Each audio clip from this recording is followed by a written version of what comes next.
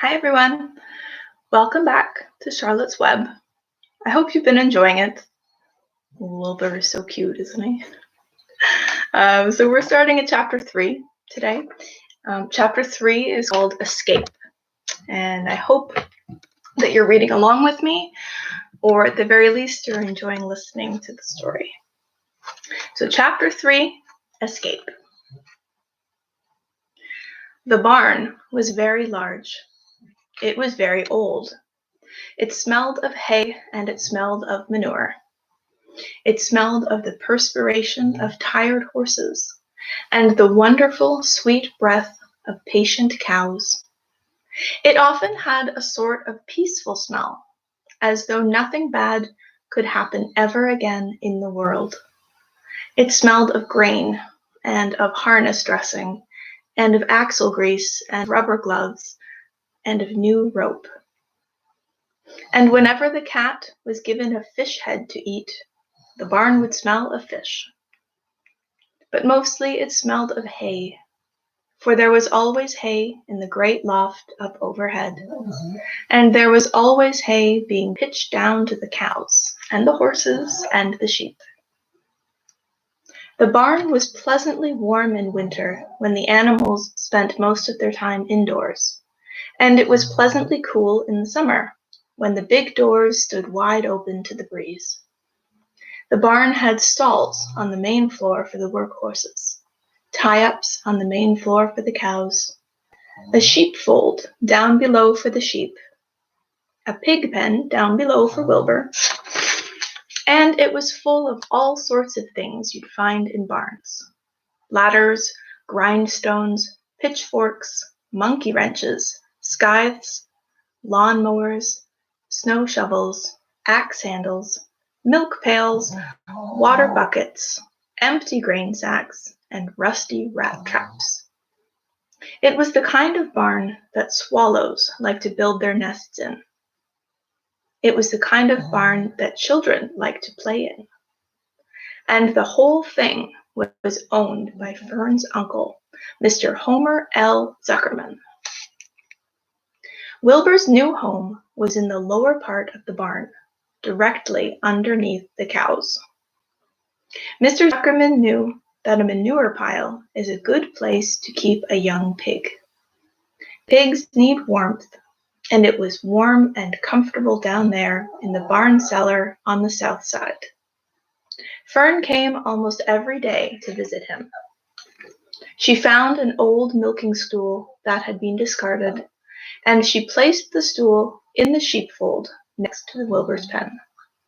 Here she sat quietly during the long afternoons, thinking and listening and watching Wilbur. The sheep soon got to know her and trust her. So did the geese who lived with the sheep. All the animals trusted her. She was so quiet and friendly.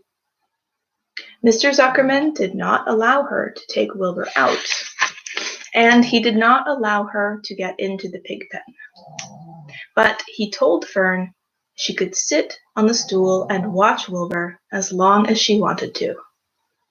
It made her happy just to be near the pig, and it made Wilbur happy to know that she was sitting there, right outside his pen. But he never had any fun. No walks, no rides, no swims. One afternoon in June, when Wilbur was almost 2 months old, he wandered out into his small yard outside the barn. Fern had not arrived for her usual visit.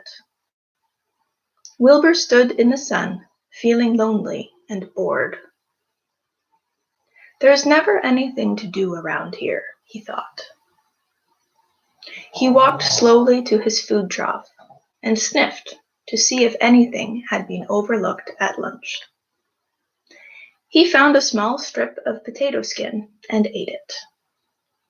His back itched, so he leaned against the fence and rubbed against the boards. When he tired of this, he walked indoors, climbed to the top of the manure pile, and sat down. He didn't feel like going to sleep. He didn't feel like digging.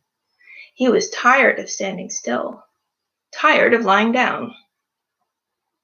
I'm less than 2 months old, and I'm tired of living, he said. He walked out to the yard again. When I'm out here, he said, there's no place to go but in. And when I'm indoors, there's no place to go but out in the yard. That's where you're wrong, my friend, said a voice.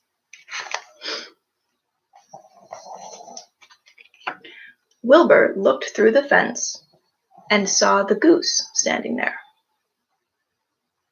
You don't have to stay in that dirty little yard, said the goose, who talked rather fast. One of the boards is loose. Push on it. Push, push, push on it. And come on out. What? Said Wilbur. Say it slower. At the risk of repeating myself, said the goose, I suggest that you come on out. It's wonderful out here. Did you say a board was loose? That I did, said the goose. Wilbur walked up to the fence and saw that the goose was right. One board was loose. He put his head down, shut his eyes, and pushed. The board gave way. In a minute, he had squeezed through the fence and was standing in the long grass outside his yard. The goose chuckled. How does it feel to be free? She asked. I like it, said Wilbur. That is, I guess I like it. Actually, Wilbur felt queer to be outside, his fence with nothing between him and the big world. Where do you think I'd better go? Anywhere you like, said the goose. Go down through the orchard, root up the sod. Go down through the garden, dig up the radishes. Root up everything, eat grass, look for corn, look for oats. Run all over, skip and dance, jump and prance. Go down through the orchard and stroll in the woods. The world is a wonderful place when you're young. I can see that, replied Wilbur. He gave a jump in the air, twirled, ran a few steps, stopped, looked all around, sniffed the smells of afternoon, and then set off walking down through the orchard. Pausing in the shade of an apple tree, he put his strong snout into the ground and began pushing, digging, and rooting. He felt very happy. He had plowed up quite a piece of ground before anyone noticed him. Mrs. Zuckerman was the first to see him. She saw him from the kitchen window, and she immediately shouted for the men. Homer, she cried, pigs out! Lurvy, pigs out! Homer, Lurvy, pigs out! He's down there under that apple tree. Now the trouble starts, thought Wilbur. Now I'll catch it. The goose heard the racket, and she, too, started hollering. Run, run, run downhill. Make for the woods, the woods. They'll never, never, never catch you in the woods.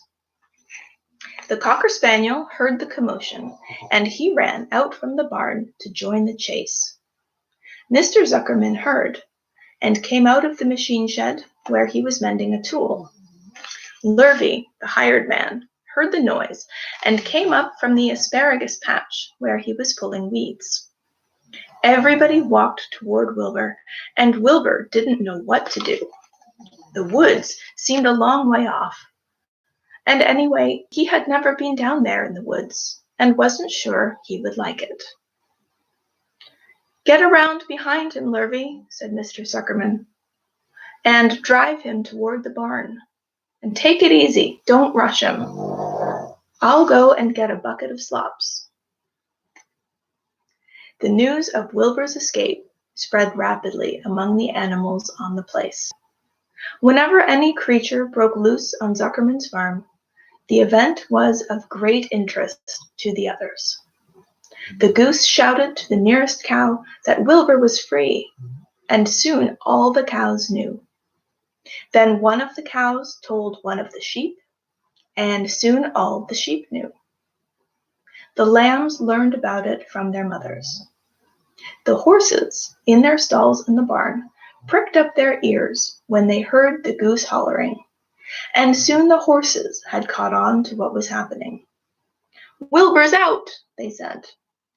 Every animal stirred and lifted its head and became excited to know that one of his friends had got free and was no longer penned up or tied fast. Wilbur didn't know what to do or which way to run. It seemed as though everybody was after him. "If this is what it's like to be free," he thought, "I believe I'd rather be penned up in my own yard." The Cocker Spaniel was sneaking up on him from one side. Lurvy, the hired man, was sneaking up on him from the other side. Mrs. Zuckerman stood ready to head him off if he started for the garden. And now Mr. Zuckerman was coming down toward him, carrying a pail.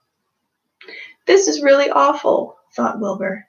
"Why doesn't Fern come?" He began to cry.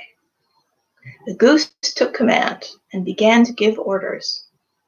"Don't just stand there, Wilbur. Dodge about," cried the goose. "Skip around, run toward me, slip in and out, in and out, in and out. Make for the woods, twist and turn." The Cocker Spaniel sprang for Wilbur's hind leg. Wilbur jumped and ran. Lurvy reached out and grabbed. Mrs. Zuckerman screamed at Lurvy. The goose cheered for Wilbur. Wilbur dodged between Lurvy's legs. Lurvy missed. Lurvy missed Wilbur and grabbed the spaniel instead. "Nicely done, nicely done," cried the goose. Try it again, try it again." "Run downhill," suggested the cows. "Run toward me," yelled the gander. "Run uphill," cried the sheep. "Turn and twist," honked the goose. "Jump and dance," said the rooster. "Look out for Lurvy," called the cows. "Look out for Zuckerman," yelled the gander. "Watch out for the dog," cried the sheep. Listen to me," screamed the goose. Poor Wilbur was dazed and frightened by this hullabaloo. He didn't like being the center of all this fuss. He tried to follow the instructions his friends were giving him, but he couldn't run downhill and uphill at the same time. He couldn't turn and twist when he was jumping and dancing, and he was crying so hard he could barely see anything that was happening. After all, Wilbur was a very young pig, not much more than a baby, really. He wished Fern were there to take him in her arms and comfort him. When he looked up and saw Mr. Zuckerman standing quite close to him, holding a pail of warm slops, he felt relieved. He lifted his nose and sniffed. The smell was delicious. Warm milk, potato skins, wheat middlings, Kellogg's cornflakes, and a popover left from Zuckerman's breakfast. "Come, pig," said Zuckerman, tapping the pail. "Come, pig." Wilbur took a step toward the pail. "No, no, no," said the goose. "It's the old pail trick, Wilbur. Don't fall for it, don't fall for it. He's trying to lure you back into captivity-ivity.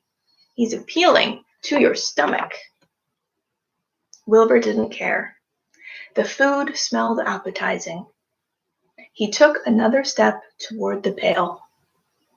"Pig, pig," said Mr. Zuckerman in a kind voice, and began walking slowly toward the barnyard, looking all about him innocently, as if he didn't know that a little white pig was following along behind him. "You'll be sorry, sorry, sorry," called the goose. Wilbur didn't care. He kept walking toward the pail of slops. "You'll miss your freedom," honked the goose.